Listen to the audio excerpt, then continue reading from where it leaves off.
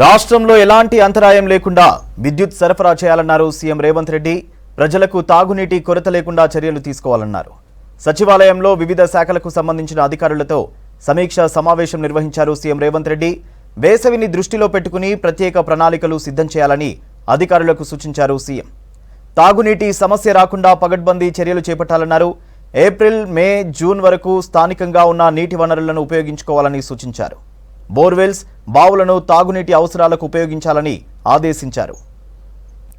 Details Yadagiri అందిస్తారు. Yadagiri, CM రివ్యూకి సంబంధించి details ఏంటి? సూర్య, ఇవాళ సచివాలయంలో విద్యుత్ తర్వాత ఈ మంచినీటికి సంబంధించిన కొరత ఉండొద్దు అనే దానిపైన ఇవాళ ఈ రెండు శాఖలకు సంబంధించిన ఉన్నతాధికారులతో సీఎం రేవంత్ రెడ్డి సమీక్ష నిర్వహించారు. ఈ సమీక్షలో ప్రధానంగా ఈ ఎండాకాలం కాబట్టి ఈ ఎండాకాలంలో ఈ కరెంటు కోత తర్వాత ఈ నీటి సరఫరా కొరత కూడా ప్రజలకు ఎక్కడ ఇబ్బంది రాకుండా చూసుకోవాలి. దానికి సంబంధించి ముందస్తుగానే ఒక ప్రత్యేకంగా ప్రణాళికను రూపొందించుకోవాలని చెప్పేసి సీఎం రేవంత్ రెడ్డి అధికారులకు సూచించారు. ఇప్పటికే ఈ కరెంటు విషయానికి వస్తే మనకు గతంలో ఎన్నడూ లేని విధంగా గత సంవత్సరం కూడా లేని విధంగా మార్చి నెలలో పీక్ డిమాండ్ అనేది బాగా వచ్చింది. సో అందుకు అనుగుణంగానే ఎక్కడ కరెంటు కోత లేకుండా ఈ కరెంటు సరఫరా అనేది చేశాము. సో అదే తరహాలో మార్చిలో ఎలా అయితే ముందుకు తీసుకెళ్లారో ఎలాంటి ఇబ్బంది రాకుండా అన్ని జాగ్రత్తలు తీసుకున్నారో అదే తరహాలో ఏప్రిల్, మే ఈ 2 నెలల్లో కూడా చాలా జాగ్రత్తలు పాటించాలి. ఎక్కడ కూడా ఈ కరెంటు కోతలు రాకుండా చూసుకోవాల్సిన అవసరం ఉంటుంది అని చెప్పేసి సీఎం రేవంత్ రెడ్డి అధికారులకు పలు కీలకమైనటువంటి సూచనలు చేశారు. ఇక ఈ కోతల విషయంలో, కరెంటు కోతల విషయంలో కొంతమంది కావాలని కుట్ర చేసి ప్రభుత్వాన్ని బద్నాం చేసే కుట్ర చేస్తున్నారు కాబట్టి దానికి సంబంధించి కొంత అప్రమత్తంగా ఉండాల్సిన అవసరం ఉంటుంది. ఇక ఏదైతే ఈ కరెంటు కోతలకు సంబంధించి ముందస్తుగానే అన్ని జాగ్రత్తలు తీసుకోవాలి, ఎక్కడ కూడా ఈ ఇబ్బంది రాకుండా చూసుకోవాల్సిన అవసరం ఉంటుంది. ఇక ప్రధానంగా రైతుల విషయంలో కూడా ఈ కరెంటు కోతల వల్ల రైతులు ఇబ్బంది పడే సిచ్యువేషన్ ఉంటుంది కాబట్టి అలాంటి సిచ్యువేషన్ రాకుండానే ముందస్తుగానే ఒక ప్రత్యేకంగా ప్రణాళికలు రూపొందించుకోవాలని చెప్పేసి సీఎం రేవంత్ రెడ్డి అధికారులకైతే సూచించారు. మనకు ఈ కరెంటు విషయానికి వస్తే ఒక్కసారి ఈ డిమాండ్ ఎట్లా ఉంది, ఏంటి ఈ మార్చి నెలలో ఎట్లా ఉంది, దాని తర్వాత ఈ ఏప్రిల్లో కూడా ఎట్లా ఉంటుంది, ఎట్లా ముందుకెళ్తుంది ప్రభుత్వం, ఎలాంటి ప్రణాళికలు రూపొందించుకుంటుంది అనే దానిపైన ఒక్కసారి మీకు ఈ నోట్లో ఉన్నవి చదివి వినిపించే ప్రయత్నం చేస్తాం. మనకు ఈ గతేడాదితో పోల్చుకుంటే ఈసారి మనకు ఈ విద్యుత్ సరఫరా అనేది బాగా పెరిగింది. సగటున మనకు 9,712 మెగావాట్ల విద్యుత్ లోడ్ ఉంటుంది. అయితే గత 2 వారాలకు కూడా చూస్తే ఇది 14,000 మెగావాట్లకు చేరుకుంది. ఇక ఇది 15,000 మెగావాట్ల డిమాండ్ కూడా ఉండే అవకాశం ఉంటుంది.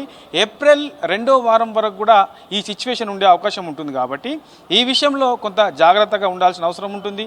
ఈ కరెంటు కోతలు కూడా ఎక్కడ లేకుండా చూసుకోవాల్సిన అవసరం ఉంటుంది అని చెప్పేసి సీఎం రేవంత్ రెడ్డి అధికారులకు సూచించారు. ఇక ఎల్సీల పేరుతోని ఈ కోతలు పెడతారు. ఈ ఎల్సీలు అనేది ఎందుకు ఇస్తున్నారు, ఏ విషయంలో ఇవ్వాల్సి వస్తుంది, ఎమర్జెన్సీ ఏముంది అనేది ప్రతి ఒక్కటి కూడా ఎల్సీ అయితే ఏ సబ్ స్టేషన్ నుంచి అయితే ఎల్సీలు ఇస్తారో ఆ ఎల్సీలకు సంబంధించి రికార్డులో తప్పనిసరిగా నమోదు చేయాలి. పై స్థాయి అధికారి ఎవరైతే ఉంటారో ఆ అధికారి అనుమతి తీసుకోవాల్సిన అవసరం ఉంటుంది.